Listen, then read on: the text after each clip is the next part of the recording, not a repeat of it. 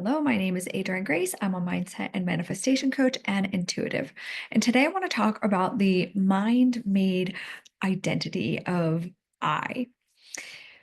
I talked about in my last video how I had a spiritually transformative experience recently. And this mystical experience really showed me on a deep level that we are all just manifestations of one consciousness, that everything in this world is a manifestation of just one consciousness. There's just one divine source that we all come from, and we are just different aspects of this one source, seeing through one specific lens. Now, it's the lens of the ego that keeps us in this illusion of separation. Ego is the belief in separation. And when we are in this physical 3D reality, we feel very separate. And it feels very real to us that there's a me, there's a you, there's an other always. But behind this illusion, behind the world of form, we're all connected. And again, we all come from this one divine source. Now, the thing that happens with this ego is that we have this mind made idea of me. And it is truly a mind made conceptual I. So if you think about everything that you are in this physical reality, I am a man, I am a woman, I am American, I am European, whatever it is, those are all just concepts. They're all just mind made. Even my name is something that was just given to me. It's just a concept.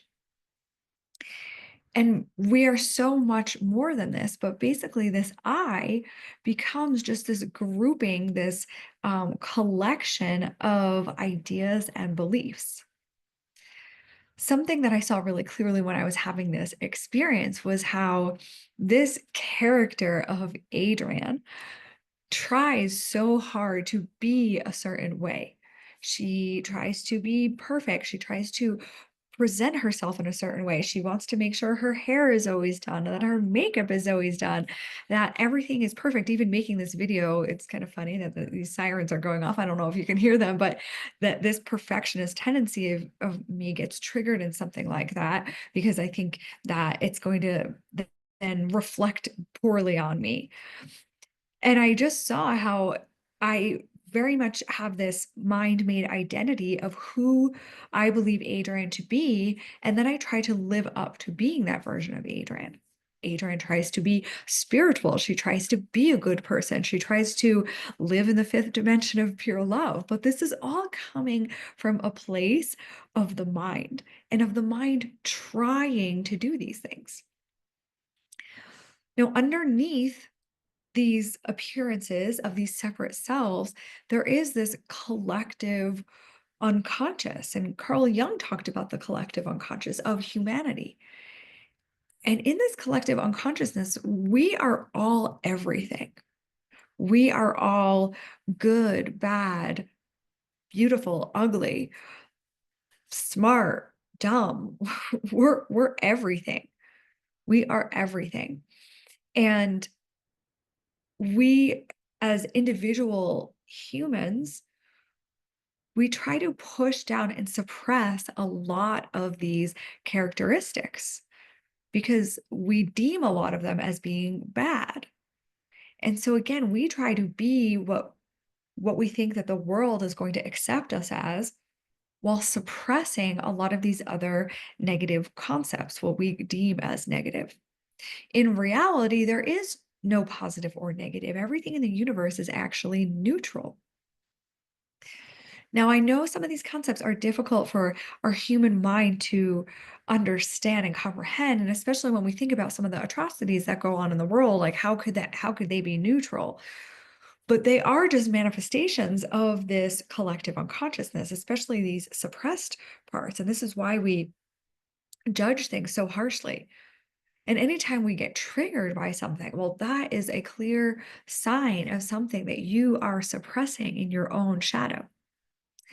the more we can start to bring these qualities to the light and integrate them lovingly, seeing, oh, there is anger inside of me, there is judgment inside of me, there is somebody who has violence inside of me, and seeing that and bringing it to the light and realizing that we are this enormous power. We are this pure love of this one divine source. We all are God, and that we can hold these aspects of us in a loving embrace. It doesn't mean we're ever going to act out on something like that. But you can even see if you kind of sit in this place of um, where you're judging something, where you're pointing the finger at, well, they're killers and they're violent and they're this and they're that, and we're pointing the finger. You may have heard that term. Every time we point a finger, there's three pointing back at us. You can find ways where you have been a murderer. I know I've killed many, many bugs in my life. And I know it seems like a silly example, but the more we can own that part of us, the more then that we can integrate it into the light, and the more then we help with um, integrating all these shadows in the collective unconsciousness so they don't have to manifest in physical form. So sit with this concept. I don't know if you've ever heard of shadow work, but shadow work is a great thing to do. Asking yourself what triggers you the most in others. Or anytime someone triggers you, you can do this work of, okay, why did I get triggered by that? What was it about that person that really bothered me? I know for me, I get super triggered by people who are loud and drawing a lot of attention to them. Like, for example, there was a guy in the park the other day, and he was speeding through the park through all these pedestrians on a one of those like electric scooters, and he was like blasting music, and he was just like ringing the bell and just trying to like plow through everyone. And I actually overheard somebody else say that they wanted to punch him, and I was feeling the same way. I was really angry at this guy, and I was like, how dare he do this and put these people in danger, and he's so rude. And then I kind of went in and questioned, like, why did that bother me so much? And it's because I try so hard to be courteous, to make sure that, um, I'm not imposing on anybody, or I want to be that polite person. And so when somebody's not that, oh, that triggers the crap out of me. So just take a look and start noticing, when something is triggering you, it is because it is an aspect that you are suppressing in some way.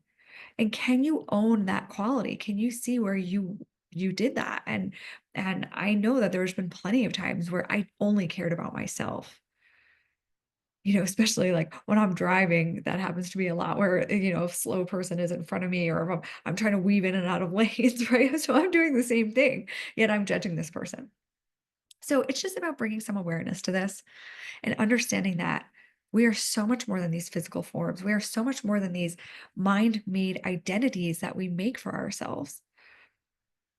And so just contemplate this, sit with this, think about all these concepts that we attach to, that we think we are this and we are that.